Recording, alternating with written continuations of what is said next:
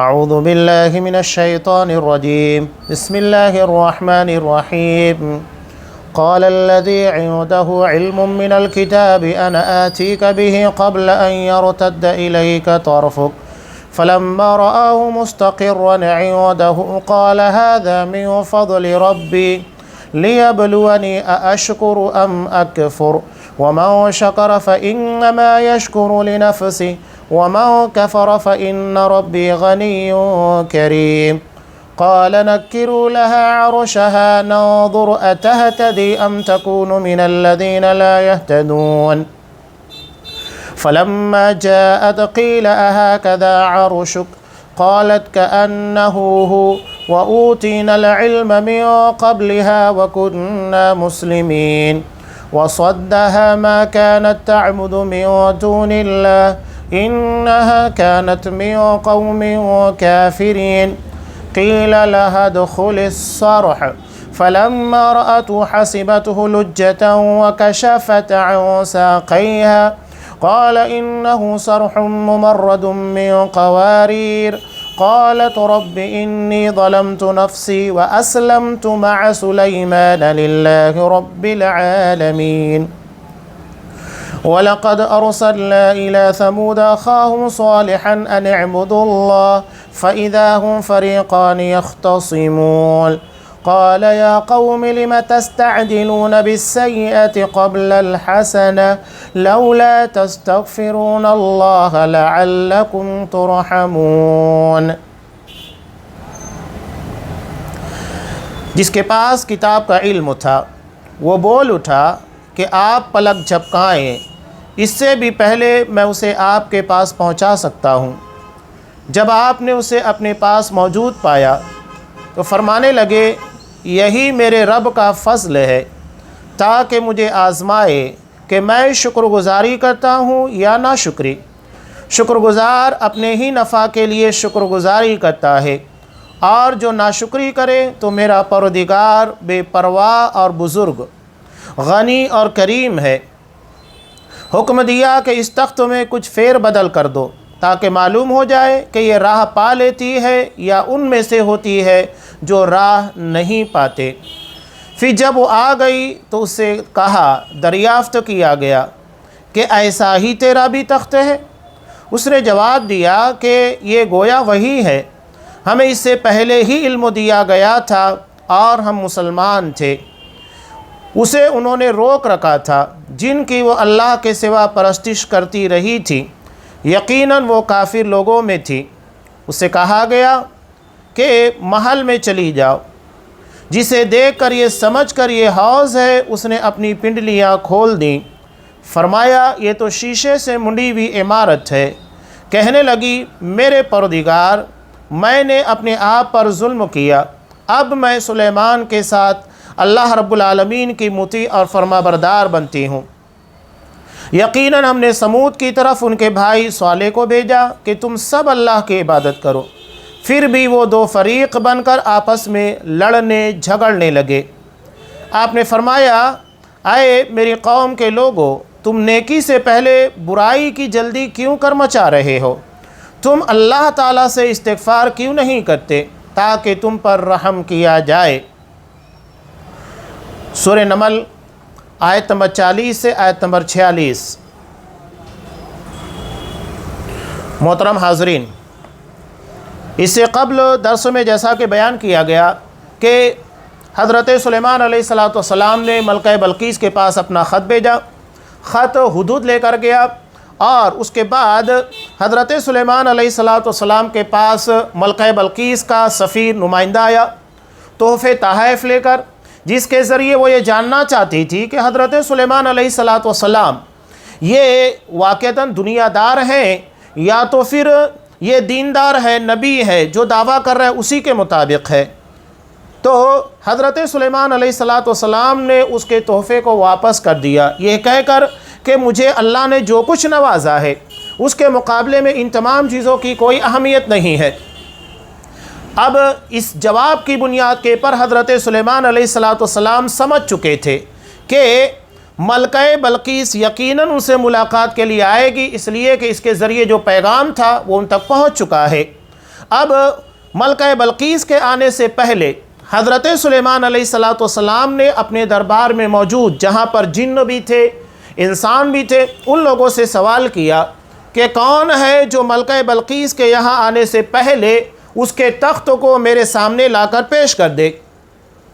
تو عفریت جناتوں میں سے تھا، جناتوں میں سے ایک جماعت عفریت کی ہے، اس نے کہا کہ اس تخت کو، اس میٹنگ کو جو ہمارے یہاں پر ابھی منعقد کی گئی ہے اس کے یہاں پر ختم ہونے سے پہلے میں اس تخت کو آپ کے سامنے لا کر پیش کر دوں گا۔ یہاں تک ہم نے پچھلے درسوں کے اندر باتیں سماعت فرمائی تھی۔ اب اس کے آگے قرآن مجید کہہ رہا ہے قال الذی عندہ علم من الکتاب، اس شخص نے جس کے پاس کتاب کا علم تھا وہ بول پڑا انا آتیک بہ قبل ان یرتد الیک طرفک، میں اس سے پہلے بھی آپ کے پاس پہنچا سکتا ہوں، چشم زدن میں یعنی پلک کے جھپکنے سے پہلے۔ فلما رآہ مستقرا عنده، جب حضرت سلیمان نے اپنے پلک کو جھپکا تو وہاں پر تخت کو موجود پایا۔ اب یہاں بڑا سوال یہ پیدا ہوتا ہے کہ قال الذی عنده علم من الکتاب، وہ شخص جس کے پاس کتاب کا علم تھا وہ جنات میں سے تھا یا انسان میں سے؟ اکثر مفسرین اسی جانب گئے ہیں کہ دراصل وہ شخص انسان تھا، جناتوں میں سے نہیں تھا۔ اور کچھ لوگوں نے یہاں پر اس کی تفسیر کے اندر یہ بھی بیان کیا ہے کہ وہ حضرت سلیمان علیہ السلام ہی تھے۔ بہرحال یہاں قال الذی، اس شخص نے کہا جس کے پاس کتاب کا علم تھا۔ اب یہ علم کیا ہے اور کتاب کیا ہے؟ بعض مفسرین نے علم کے بارے میں بیان کیا کہ علم سے مراد اسم اعظم کا علم ہے، یعنی اللہ کے اسماء و صفات کا علم، اور کتاب سے مراد زبور ہے یا آسمانی کتابیں کتب سماویہ، اس سے یہاں کتاب سے مراد وہ کتابیں ہیں۔ یہاں ایک بات یاد رکھیے گا، قرآن مجید نے ان ساری چیزوں کے بارے میں کوئی اشارہ نہیں کیا، اس کے علاوہ نبی کریم صلی اللہ علیہ وسلم نے بھی اس کی تفسیر میں ایسا کچھ نہیں بیان کیا، اور نہ ہی اصحاب کرام نے آپ صلی اللہ علیہ وسلم سے اس کے متعلق سوال کیا۔ لہذا قرآن نے جتنا کہا ہے اس کے پر ہمیں ایمان رکھنا چاہیے، اور وہی چیز ہمارے نزدیک اہمیت رکھتی ہے۔ اب وہ علم کون سا ہے، کتاب کون سی ہے؟ ٹھیک ہے وہ ایک انسان ہی تھا، جناتوں میں سے نہیں تھا، اپنی جگہ پر۔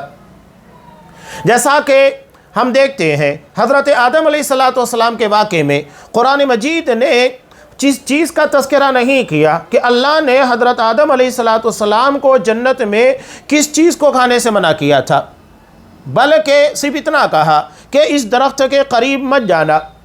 اصل مدعا وہی تھا کہ اللہ نے ایک بات سے ہم کو منع کر دیا ہے، اب وہ چیز ہم کو نہیں کرنا ہے۔ اللہ نے جس چیز سے بھی منع کیا، روزے کی حالت میں اللہ نے ہم کو حلال چیزوں سے روک دیا، ہم حلال چیزوں کو چھوڑ دیتے ہیں۔ اب اگر کوئی شخص روزہ توڑ دیتا ہے یا اس کا روزہ ٹوٹ جاتا ہے تو کوئی یہ سوال نہیں کرتا کہ روزہ کیسے ٹوٹا، روزہ ٹوٹ گیا یعنی اللہ کی نافرمانی ہو گئی، اس کی بنیاد کے پر روزہ باطل ہو گیا، ختم ہو گئی بات۔ تو اصل چیز اللہ کا حکم ہے، اللہ نے آرڈر دیا، حرام تو منع ہے، حلال چیزیں ہمارے لیے روزے کے اندر منع کر دی گئی، ہم حلال چیزوں کو بھی استعمال نہیں کرتے ہیں۔ یہی معاملہ حضرت آدم علیہ السلام کا جنت کے اندر تھا کہ اللہ نے ان کو منع کر دیا کہ تمہیں اس درخت کے قریب نہیں جانا، اس کا پھل استعمال نہیں کرنا ہے، بات ختم ہو جاتی ہے۔ اصل مدعا یہی ہے۔ اب وہ انار ہے، گندم ہے، گیہوں ہے، سیب ہے، یہ ہمارے نزدیک اصل مدعا نہیں ہے۔ اصل مدعا یہ ہے اللہ نے منع کیا ہے، ہم اس کو نہیں کریں گے۔ یہی چیز اللہ ہائی لائٹ کرنا چاہتا ہے، اجاگر کرنا چاہتا ہے۔ حضرت یوسف علیہ السلام کا بھی واقعہ وہاں پر دیکھیے، اب یہاں آگے چل کر وہ باتیں آنے والی ہے، اس چیز کا تذکرہ انشاءاللہ آگے ہو رہا ہے۔ اس واقعے کے اختتام کے پر حضرت یوسف سے جڑی بھی کچھ باتیں رہیں گی اس واقعے کے اختتام پر۔ تو قرآن نے کہا کہ جس کے پاس کتاب کا علم تھا وہ چشم زدن میں تخت کو یہاں لا کر پیش کر دیا۔ اب آپ غور کیجئے گا کہ معارب جہاں پر ملکہ سبا حکومت کر رہی تھی، قوم سبا جہاں پر رہ رہی تھی، وہاں سے یروشلم کا فاصلہ جہاں حضرت سلیمان علیہ السلام تھے 1500 میل کا تھا، کافی لمبا فاصلہ۔ اب اتنی دور سے تخت کو لا کر پیش کرنا، اس زمانے کی بات چھوڑ دیجئے گا، آج بھی جب آج انسان بہت ترقی کر چکا ہے، بہت ساری ٹیکنالوجی آ چکی ہے، اس کے بعد بھی یہ چیز ہمارے لیے آج بھی اچنبھا ہی ہے۔ اور یہ محض اللہ تبارک و تعالیٰ کی طرف سے ایک کرشمہ تھا، ایک معجزہ تھا، اور کچھ بھی نہیں۔ تو اتنی دور سے چشم زدن میں اس تخت کو لا کر پیش کر دینا آسان بات نہیں ہے، اور یہ خالص معجزے کے پر دلیل ہے۔ لا کر اس نے پیش کر دیا۔ حضرت سلیمان علیہ السلام نے جب اس چیز کو دیکھا تو اللہ کا شکر ادا کیا، کہا ھذا من فضل ربی، یہ محض میرے رب کا فضل ہے، ورنہ کوئی کتاب پڑھ لینا یا علم حاصل کر لینا اس کی بنیاد کے پر انسان کسی چیز کو کسی جگہ سے ہٹا نہیں سکتا۔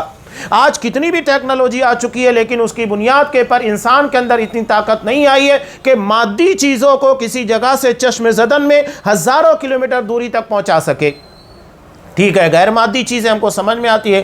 آج آپ دنیا میں کہیں بھی میسج کر سکتے ہیں، چشم زدن کے اندر آپ کا میسج دنیا کے کسی بھی حصے میں جا سکتا ہے جہاں پر آپ پہنچانا چاہتے ہیں، لیکن مادی چیزیں یعنی جسے ہم محسوس کر سکتے ہیں ان چیزوں کو پہنچانا آسان کام نہیں ہے۔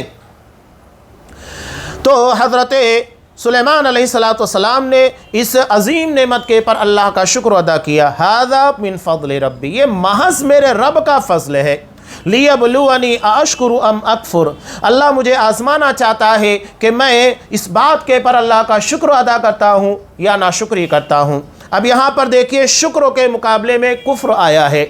یہاں کفر سے مراد وہ کفر نہیں ہے جس کی بنیاد کے پر انسان دائرہ اسلام سے خارج ہو جاتا ہے، نہیں، بلکہ یہاں کفر سے مراد ناشکری ہے، اور شکر گزاری ایمان ہے۔ اس سے لیے کہ انسان جب شکر ادا کرتا ہے تو اللہ کی حمد کرتا ہے، اللہ کی ثنا بیان کرتا ہے، اور اس بات کا اقرار کرتا ہے کہ ہاں جو کچھ ملا ہے وہ محض اللہ کے فضل کی بنیاد پر ہے، میرے اندر کوئی طاقت نہیں ہے، لا حول ولا قوت الا باللہ، کسی چیز کو پھیرنا، کسی چیز کی طاقت اللہ کے علاوہ کسی کے پاس نہیں ہے، سب اللہ ہی کے اختیار میں ہے۔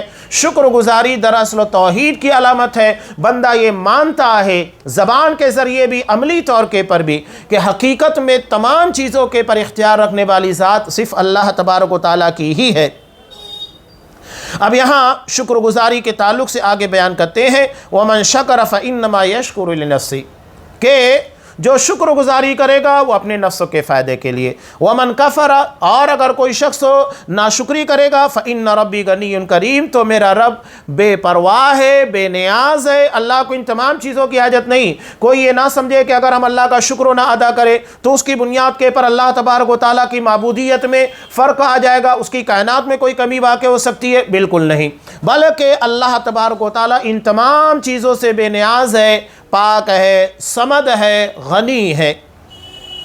اب یہاں شکر گزاری کے تعلق سے ایک بات یاد رکھیے، اللہ تبارک و تعالیٰ کا وعدہ ہے، جیسا کہ سورہ ابراہیم میں اللہ تبارک و تعالیٰ نے ارشاد فرمایا کہ لَإِن شَكَرْتُمْ، حضرت موسیٰ علیہ السلام کی زبانی اللہ نے ارشاد فرمایا لَإِن شَكَرْتُمْ لَأَزِيدَنَّكُمْ، اگر تم شکر گزاری کرو گے تو جو نعمتیں ملی ہوئی ہے اس میں اضافہ ہو جائے گا، اور وَلَئِن كَفَرْتُمْ إِنَّ عَذَابِي لَشَدِيدٌ، اور ناشکری کرو گے جو نعمتیں ہیں اس کی بنیاد کے پر اللہ کا عذاب بڑا شدید اور بہت خطرناک آنے والا ہے۔ یہاں پر بالکل واضح ہے کہ اگر ہم ناشکری کریں گے تو اللہ کی طرف سے عذاب آئے گا، جو نعمتیں ملی بھی ہے عذاب آنے کے بعد وہ بھی چھن جائے گی، اور شکر گزاری کی وجہ سے جو نعمتیں ملی ہے اس میں اضافہ ہوگا۔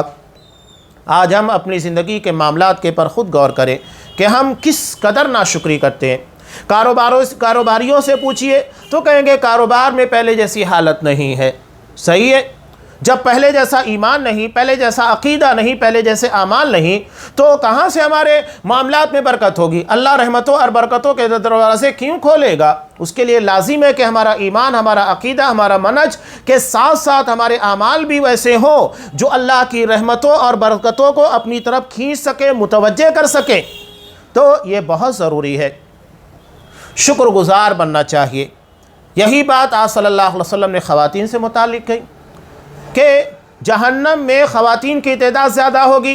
سوال ہوا کہ آخر اتنی زیادہ تعداد مردوں کے مقابلے میں کیوں ہوگی؟ اس کی وجہ آپ نے بیان کی، تکفرن العشیرہ، کہ تم لوگ اپنے شوہروں کی بہت نافرمانی کرتی ہو۔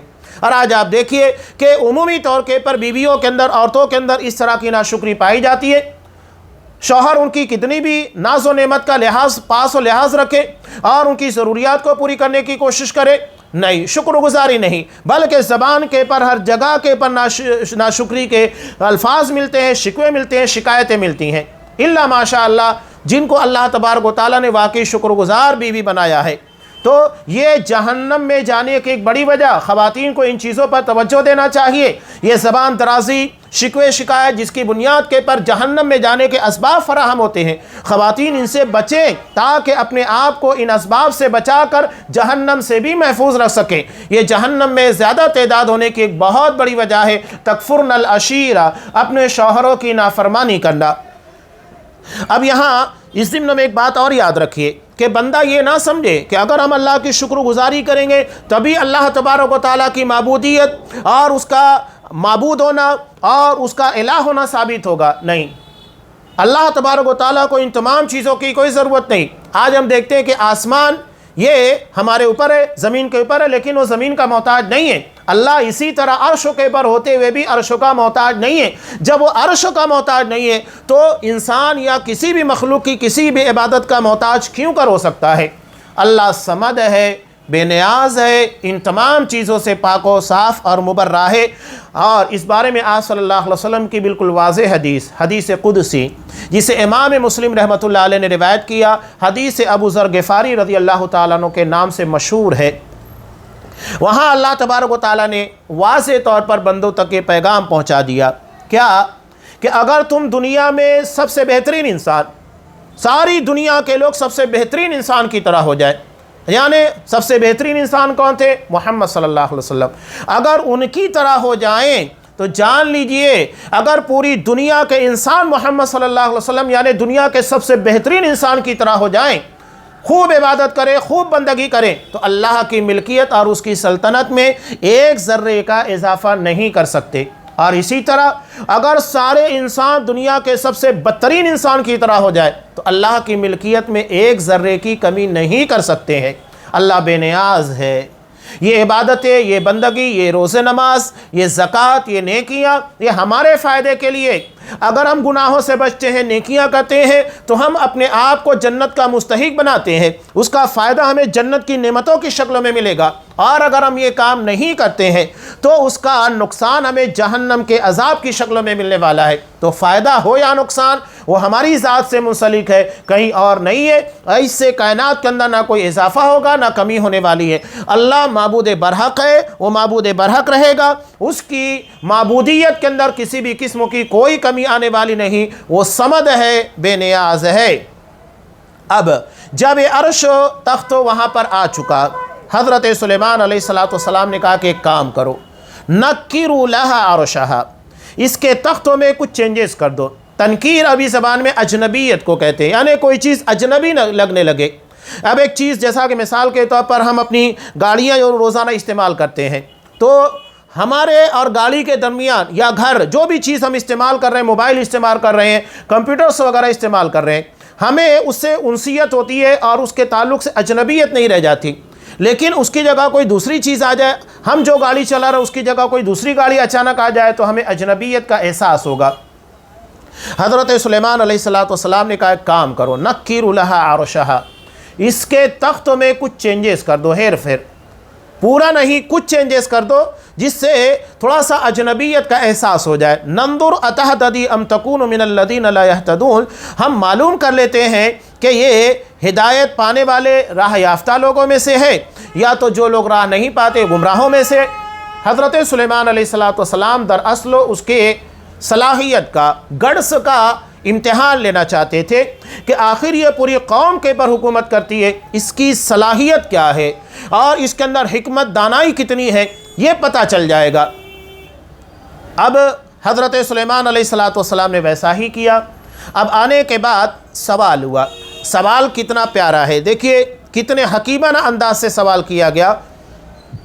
اہٰذا عرشک، کیا اسی طرح تمہارا بھی تخت ہے؟ سوال یہ نہیں کیا گیا کہ کیا یہی تمہارا تخت ہے، بلکہ سوال ایسا کیا گیا کہ کیا ایسا تمہارا بھی تخت ہے، یعنی جس طرح ہمارے پاس موجود ہے اس طرح تمہارے پاس بھی ہے۔ اب یہاں ملکہ بلقیس واقعتاً اس سوال کو سننے کے بعد اگر کوئی شخص اپنی جیسی چیز کہیں پر دیکھے گا تو اسے لگے گا یہ تو میری ہی ہے یا میرے جیسی ہے، تو اسی طرح سوال کیا گیا کیا ایسا بھی تمہارے پاس ہے، تاکہ احساس نہ ہو سکے یہ میرا ہی ہے۔ تو سوال کا جواب بھی اس نے بڑے دانشمندانہ طریقے سے حکیمانہ انداز میں دیتے ہوئے کہا، قالت कअन्नहु, लगता तो है कि ये वही है, वैसा ही है। अब लेकिन चूंकि वो कह नहीं रही थी, इतनी दूर से तख्त यहाँ पर लाना ये बड़ा अजीब मामला था, लेकिन तख्त के साथ चूंकि उसका बरसों पुराना ताल्लुक़ था, उस बुनियाद के पर वो कहने लगी कि लगता है वही है, इसलिए कि एक मुद्दत से उसे इस्तेमाल कर रही थी। अलावाज़ी हज़रत सुलेमान अलैहिस्सलाम ने अपने ताल्लुक़ से जो तारुफ़ कराया था कि मेरे पास सलाहियत, टेक्नोलॉजी बहुत ज़्यादा है, उसी चीज़ की एक एग्ज़ाम्पल थी, मिसाल थी कि देखो इतनी दूर से तुम्हारा तख्त पल भर में हम यहाँ पर ला सकते हैं। जिस तरह तुम्हारे हाई सिक्योरिटी जोन के अंदर हम अपना परिंदा भेज सकते हैं, अपना हरकारा सफ़ीर भेज सकते हैं, उसी तरह हम ये काम भी कर सकते हैं। और ये जो चीज़ें हज़रत सुलेमान अलैहिस्सलाम ने की, ये बिल्कुल नुमाया तौर के पर दर्शा रही थी कि हकीकत में ये इंसान के बस में नहीं है, इंसान के बस में नहीं है। वरना अगर ये इंसान के बस में होती तो वो भी कर सकती थी, या इसके बारे में कोई उसके मिसाल मिलती कि ऐसी कोई चीज़ या इस तरह की कोई चीज़ वहाँ पर की गई हो। ये दरअसल हज़रत सुलेमान की नबूवत की दलील के तौर पर था कि ये नबी ही कर सकता है, और नबी अल्लाह तबारक व तआला नबी के सदाकत के लिए और उसकी हक्कानियत के लिए इस तरह के मोजज़ों का इजहार करता है। इसका मतलब ये है अल्लाह इनके साथ है और ऐसी चीज़ों का ज़ुहूर कर सकता है जो इंसान की ताकत के माबरा होता है। व ऊतीनल इल्म मिन क़ब्लिहा व कुन्ना मुस्लिमीन, और हमें इससे पहले इल्म दिया गया था और हम मुसलमान थे। अब यहाँ ये चीज़ उसके सामने आया हो गई कि वाक़तन, और वो सोचने भी लग गई कि हज़रत सुलेमान अलैहिस्सलाम अल्लाह के नबी है। इस बारे में उसका जहन व दिमाग चलने लग गया, और वो इन चीज़ों के बारे में जो उसके सामने पेश किया जा रहा था, सवाल ये होता है कि आखिर वो इतनी दानिशमंद थी और पूरी कौम के पर हुकूमत कर रही थी, उसके बाद भी इसने अल्लाह की तौहीद की तरफ तवज्जो क्यों नहीं दी? तो उसी के बारे में यह कुरान मजीद ने कहा इन्नहा कानत मिन कौमिन काफिरीन, वो काफिर कौम में से थी, यानी काफिरों के दरमियान रह रही थी। इसकी वजह क्या है? दरअसल इंसान की संगत और माहौल ये उसके पर बहुत असरअंदाज होता है। बहुत सारे इलाके देखिए जहाँ पर मुसलमान थोड़े हो या मुसलमान गैर कौमों के साथ रहते हैं, हिंदुओं के साथ रहते हैं, उसका नतीजा ये होता है कि वो उनके त्योहारों के अंदर शिरकत करने लगते हैं और उनके जैसा रहना सहना, अपने वज़ाक़ता, लिबास, बोलचाल, हर चीज़ के अंदर उसके असरात उन लोगों के पर मुरतब होने लगते हैं। बल्कि बाज़ जगह पर आप देखिए कि मुसलमान गणपति के जुलूस के अंदर नाचते हुए नज़र आते हैं, अपने घर में उसकी मूर्ति ला कर रखते हैं, उसका विसर्जन करते हैं, नाउज़ बिल्लाह। क्यों? ये माहौल का असर है। अकीदे और मनहज के बारे में और नवाकिद इस्लाम के बारे में इल्म नहीं है, कौन चीज़ें हमें इस्लाम के बाहर कर देती हैं। तो जब इल्म होगा, माहौल इख्तियार किया जाएगा, तो उसका नतीजा ये होगा कि हम इस तरह के गुनाह जो बहुत अजीम है, शिर्क की तरफ लेकर जाते हैं, शिर्क में शामिल कर देते हैं, इंसान को काफिर बना देते हैं, उससे बचेंगे। तो बहरहाल तो इसका इल्म हासिल करना ज़रूरी है ताकि हम इस तरह के खुराफात से अपने बच सके। ये माहौल का असर मैं बता रहा था। और नबी करीम सल्लल्लाहु अलैहि वसल्लम की इस ज़िम्न में बड़ी मशहूर रिवायत भी है जिसे इमाम अबू दाऊद रहमतुल्लाह अलैह ने रिवायत किया।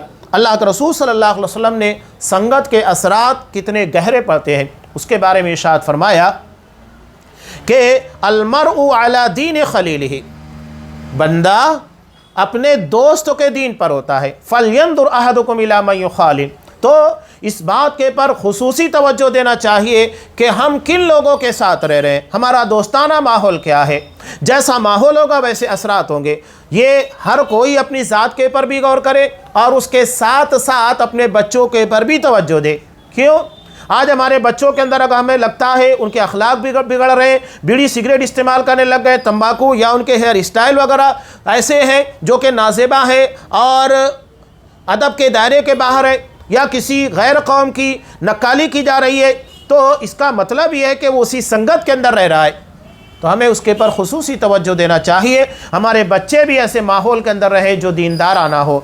इसकी मिसाल आप सल्लल्लाहु अलैहि वसल्लम ने कितनी प्यारी दी। इसकी मिसाल आपने जैसा कि बुखारी की रिवायत में अच्छे और बुरे साथी की मिसाल इत्र फरोश और लोहार से दी कि अगर तुम लोहार से अपने इत्र फरोश से दोस्ती करोगे तो क्या होगा, उसके पास जाकर बैठोगे, खुशबू का फ़ायदा उठाओगे, या वो तुम्हें हदिये के तौर के पर अतर दे देगा, या अब तुम ख़रीद कर लेकर आ जाओगे, हर एतबार से तुमको फ़ायदा ही है। लेकिन अगर तुम लोहार से दोस्ती करोगे तो क्या होगा وہاں جاؤ گے گرمی ہے، شدت ہے، ہیٹ ہے، کپڑے خراب ہوں گے، وہاں جو ہوا اٹھتی ہے وہ گرم ہوتی ہے، تکلیف ہوتی ہے، ماحول خراب ہے، اسی کے ساتھ ساتھ وہاں چنگاری ہو جائے گی تو نتیجہ یہ ہوگا تمہارے کپڑے خراب ہو جائیں گے، کپڑے جل جائیں گے، یہ نقصان ہوگا، یا جسم کے پر آئے گی، جسم جل جائے گا، نقصان ہی نقصان ہے۔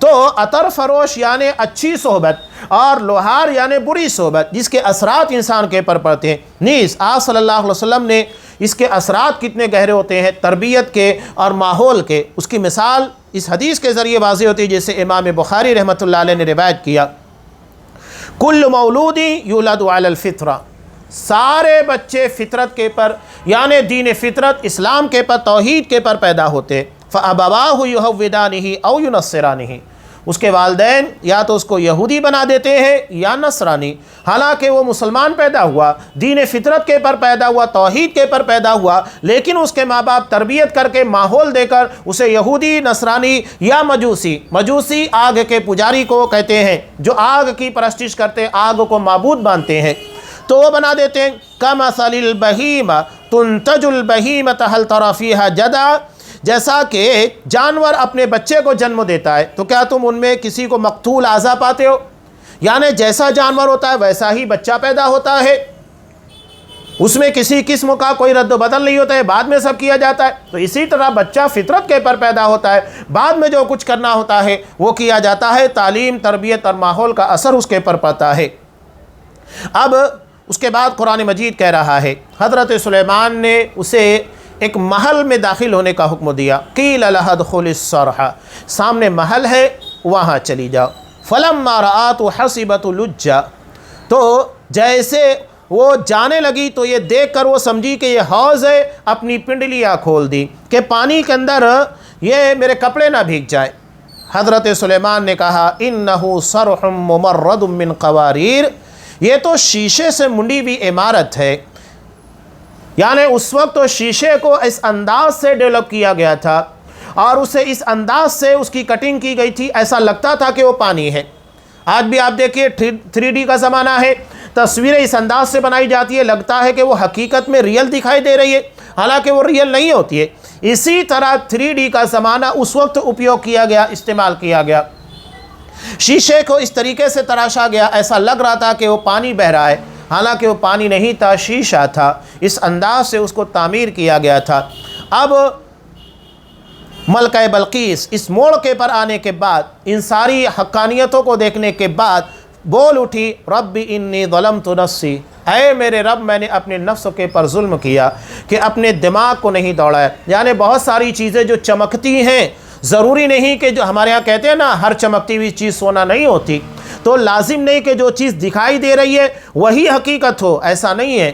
یعنی ہم سورج کو سمجھ رہے کہ کائنات کا بہت بڑا ستارہ ہے، بہت روشن ہے، زمین کو روشن کرتا ہے، اللہ نے اسے بہت بڑی بڑی مخلوق کو پیدا کیا، کروڑوں گنا بڑے ستاروں کو پیدا کیا۔ انسان جتنا غور و فکر کرے گا اتنا یہ ساری چیزیں اس کے سامنے عیاں ہوگی، اور یہ بات ملکہ بلقیس کے سامنے بھی عیاں ہو گئی کہ جسے ہم چمکتا ہوا سمجھ کر معبود سمجھ رہے تھے، مان رہے تھے، پجنیے مان رہے تھے، عبادت کر رہے تھے، وہ حقیقت میں معبود نہیں تھا، معبود تو اللہ تبارک و تعالیٰ ہے۔ اسی لیے کہا وَأَسْلَمْتُ مَعَ سُلَيْمَانَ لِلَّهِ رَبِّ الْعَالَمِينَ، اور میں حضرت سلیمان علیہ السلام کے ساتھ اللہ رب العالمین کے پر ایمان لائی جو ساری کائنات کا پیدا کرنے والا ہے، اور یہ سورج بھی اللہ کی مخلوقات میں سے ایک مخلوق ہے۔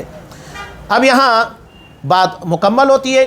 ایک بات جو میں نے شروع میں کہی تھی حضرت یوسف علیہ السلام کے واقعہ تناظر میں بھی، بعض لوگ یہاں کہتے ہیں کہ اس کے بعد ملکہ بلقیس مسلمان بھی، قرآن نے بھی کہا مسلمان ہو گئی، اور اس کے بعد اس کا نکاح حضرت سلیمان سے ہو گیا۔ اس بات کی کوئی دلیل نہیں ملتی ہے، واضح طور کے پر کوئی تفسیر موجود نہیں ہے، لہذا قرآن نے جتنا بیان کیا اس کے پر ہی ہم کو ایمان و یقین رکھنا چاہیے، وہی ہمارے درس اور عبرت کی باتیں ہیں اور وہیں تک ہمارا فائدہ ہے۔ باقی باتیں چونکہ ہمارے درس عبرت اور ہمارے لیے کوئی پیغام نہیں رکھتی ہے، اس لیے قرآن نے ان چیزوں کو بیان نہیں کیا۔ جیسا کہ حضرت یوسف علیہ السلام کے واقعے میں لوگ کہتے ہیں کہ حضرت زلیخا مسلمان ہو گئی، उसने अपनी गलती का एतराफ़ कर लिया और उसके बाद उन दोनों का निकाह हो गया, इसकी भी कोई दलील नहीं मिलती है। तो जहाँ तक कुरान ने बयान किया वहाँ पर रुक जाना चाहिए, वही हमारे लिए मुफीद था, इसीलिए अल्लाह ने उतने ही वाक़े को हमको बयान किया, उसके आगे किसी चीज़ का तज़किरा नहीं किया। यहाँ पर अल्हम्दुलिल्लाह हज़रत सुलेमान और मलका बल्कीस का वाक़या मुकम्मल हुआ। अब इसके बाद शुरू होता है हज़रत सालेह अलैहिस्सलातु वस्सलाम का वाक़या, जिन्हें कौम समूद की तरफ भेजा गया था। इन्होंने तौहीद की दावत पेश की, जिस तरह हज़रत सुलेमान ने मलका बल्कीस को समझाया। अब यहाँ एक बात और भी काबिल गौर है कि जो इंसान जिस लेवल का सतह का होता है उसी अंदाज से उसको समझाना चाहिए। अल्लाह के रसूल सल्लल्लाहु अलैहि वसल्लम की हदीस भी है, अनज़िलुन्नास मनाज़िलहुम, लोगों को उनके मकाम और मर्तबे के एतबार से इज़्ज़त दो। तो जो बादशाह है, मलका है, उनको उनके एतबार से जगह देना चाहिए और जो जैसा है। अब बातों को समझाने के लिए, दावत का काम करने के लिए इस बात को मलूज़ खातिर रखना चाहिए कि अगर कोई डॉक्टर है तो उसको उसी लाइन के एतबार से मिसालें दी जाए, अगर कोई टीचर है उसके एतबार से, किसान है तो किसान के एतबार से, इंजीनियर है तो इंजीनियर के एतबार से, ताकि बातों को समझने में उसे आसानी हो। अब देखिए यहाँ पर शुरू होता है वाक़या हज़रत सालेह अलैहिस्सलातु वस्सलाम का। उन्होंने अपनी कौम को दावत तौहीद दी, नतीजा ये हुआ कि दो गरोह बन गया, एक मुवाहिदीन का जो अल्लाह की तौहीद के पर कायम थे और ये थोड़े थे, कमज़ोर थे, और दूसरा अक्सरियती मेजॉरिटी में रहने वाला जो मुशरिकीन थे, जिनके पास सारे इख्तियारात थे और इन्हीं के दरमियान तौहीद और शिर्क के पर बहसें हो रही थी। हज़रत सालेह ने अपनी कौम से कहा कि आखिर तुम लोग नेकियों के मुकाबले में गुनाह में जल्दी क्यों करते हो?